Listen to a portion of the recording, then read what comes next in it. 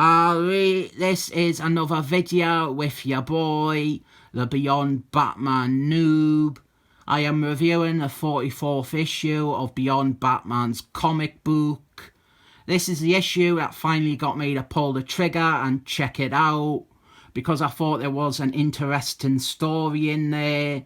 The cover, it promises a confrontation between Bruce Kane's son, Darnell Kane, and Bruce Kane's surrogate son, Teddy McGonagall.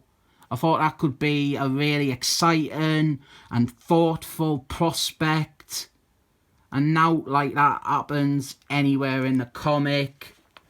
The issue begins the exact same way the previous one began. Really, the exact same. There is no new information conveyed here. It is flat out just the same opening as the last issue. This bloke, he is called Zero. He has ousted Darnell Kane from leadership of the Assassin's Guild, and now he intends to restore the group to the seedy underworld villain status that they held before. But first, he wants them to go and track down and ensure that Darnell Kane is dead. But beyond Batman, Teddy McGonagall, he bumped into Darnell's pet dragon. And now the two of them, they are rushing Darnell to Kane Tower to receive medical treatment. If you didn't know, quickly, the idea for Beyond Batman, it's like 30 or 40 years in the future, and Bruce Kane is too hard, so he retired from being Batman, and he trained this kid called Teddy McGonagall to be the new version of Batman. There is some nice stuff done here with Bruce Kane and his emotional response to seeing his biological son beaten off to death. It's nice to see little things like this, since he is usually all emotionally repressed and buttoned up. But before they can get back to Kane Tower with Darnell, they get attacked by the Assassin's Guild. So now we have Batman and a pet dragon fighting a bunch of assassins. Like with the last issue, I feel there is not enough meat on the bones for a single issue. It feels like one of those comics you would sit down to read in trade rather than as individual issues. Not enough is done in one issue to make it feel like a full part of a story. We have got a subplot with Dick Grayskull and Barbara Oldman. Their daughter is this generation's Batwoman, which means that she will be fired soon and replaced with an even more diverse version. In a refreshing twist, the two parents seem to have come to peace with their daughter's decision to be a vigilante, and they are willing to support her and help her out. But that is all we see of them for this issue. Stay 6 feet apart.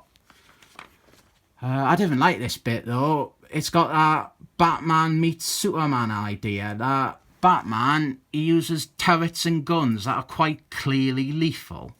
He shoots a bunch of assassins with wall-mounted turrets, and it's obviously not Batman if he kills anyone.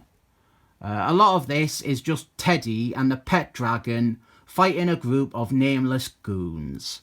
Like the issue before, I feel we should have probably seen that Zero fella come out and do something instead of all these battles with a mob of baddies.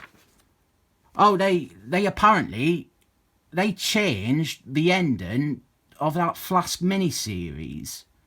In the trade that they are advertising here, it came out like last week or something, they changed the ending so that now Willie West, he was not recreated as a baddie, but this advert here clearly is before that decision, and you can see it's like clearly selling him as the next major villain for a DC crossover. That is not happening anymore.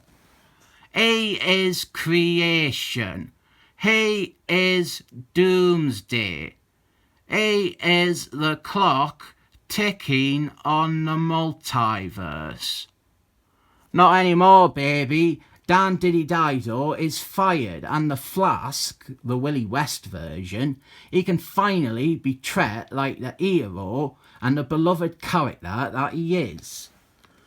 We have some more of that concerned Bruce Kane stuff, with him really worried about his son's health.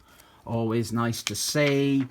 They put Darnell Kane into a magic science tube that will heal him up and mend him and shit like that.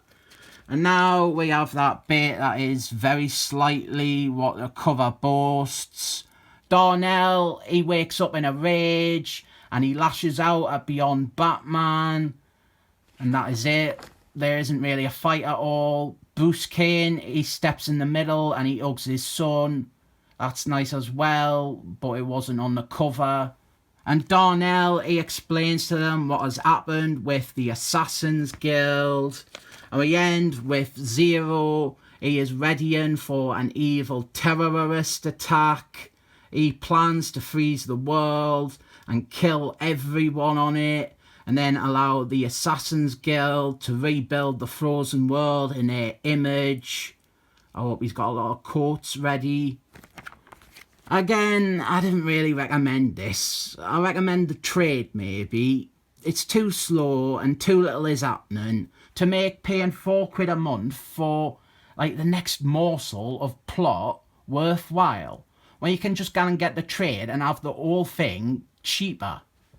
The cover is mostly a lie too, and I didn't approve of that trick at all. It is competent, like the one before this. It's not bad.